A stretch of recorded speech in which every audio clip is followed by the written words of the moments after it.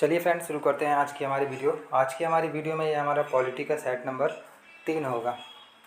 तो आज का हमारा पहला क्वेश्चन, भारतीय संविधान में न्यायिक समीक्षा किस पर आधारित है। हमारे 4 ऑप्शन, कानून का नियम, कानून की विधिवत प्रक्रिया, विधि द्वारा स्थापित प्रक्रिया या पूर्ववर्ती और परंपराएं।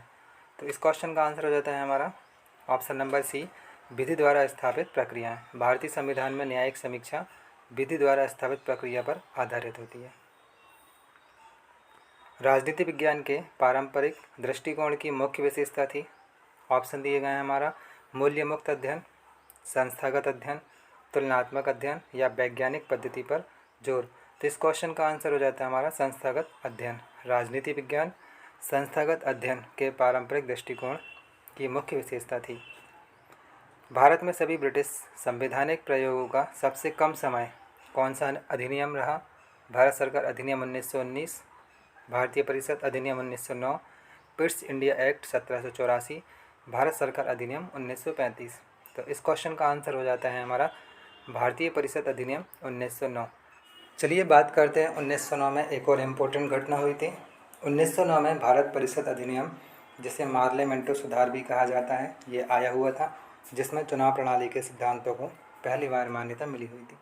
चलते हैं हमारे अगले क्वेश्चन की तरफ। हमारा अगला क्वेश्चन है, संयुक्त राज्य अमेरिका के राष्ट्रपति ने सर्वोच्च न्यायालय के न्यायाधीशों की नियुक्ति किसकी सलाह पर करता है। हमारे 4 ऑप्शन दिए गए हैं, सीनेट की सहमति के साथ, अपने विवेक पर, प्रतिनिधि सभा की सहमति से या इनमें से कोई नहीं। तो हमारा आंसर हो जाता है सीनेट की सहमति के साथ।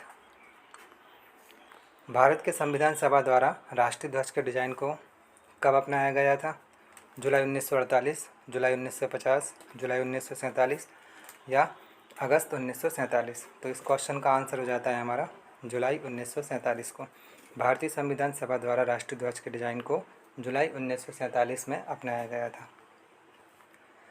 किस अधिनियम के द्वारा भारत में कंपनी के शासन का अंत कर दिया गया और इंग्लैंड की सरकार ने भारतीय प्रदेशों का प्रबंध सीधा अपने हाथ में ले लिया। चार्टर एक्ट 1833, भारत सरकार अधिनियम 1858, भारतीय परिषद अधिनियम 1861 या भारत सरकार अधिनियम 1935। तो जैसा कि दोस्तों आप लोगों ने सुना होगा, जो हमारा 1857 का युद्ध हुआ था, उसके ठीक 1 साल के बाद 1858 भारत सरकार अधिनियम आया हुआ था, जिसमें इंग्लैंड की सरकार ने भारतीय प्रदेशों के प्रबंध को सीधा अपने हाथों में ले लिया था। अगला क्वेश्चन है हमारा, सरकार की कैबिनेट प्रणाली की सबसे महत्वपूर्ण विशेषता है। व्यक्तिगत जिम्मेदारी, सामूहिक जिम्मेदारी, कोई नहीं या गैर जिम्मेदारी। तो इसका आंसर हो जाता है हमारा सामूहिक जिम्मेदारी। अगला क्वेश्चन है, किसी साधारण विधेयक को लेकर राज्यसभा और लोकसभा के बीच गतिरोध है, तो इसे हल किया जाएगा राष्ट्रपति द्वारा, मंत्रिपरिषद द्वारा, संसद का संयुक्त अधिवेशन या सर्वोच्च न्यायालय के द्वारा। तो इसका आंसर है हमारा संसद का संयुक्त अधिवेशन। निम्न में से कौन भारतीय नागरिकों के लिए मौलिक कर्तव्य नहीं है। सार्वजनिक संपत्ति की सुरक्षा के लिए, प्राकृतिक पर्यावरण की रक्षा और सुधार करना, सभी महिलाओं की बात मानना, वैज्ञानिक स्वभाव और जांच की भावना का विकास करना। तो ऑप्शन नंबर सी, सभी महिलाओं की बात मानना, यह भारतीय नागरिकों के मौलिक कर्तव्य में नहीं आता है। तो दोस्तों ये रहा हमारा आखिरी क्वेश्चन।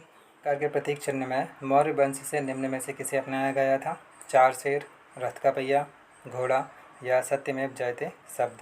तो इस क्वेश्चन का आंसर हो जाता है हमारा 4 शेर। 4 शेर भारत सरकार के प्रतीक चिन्ह मौर्य वंश से लिए गए हैं।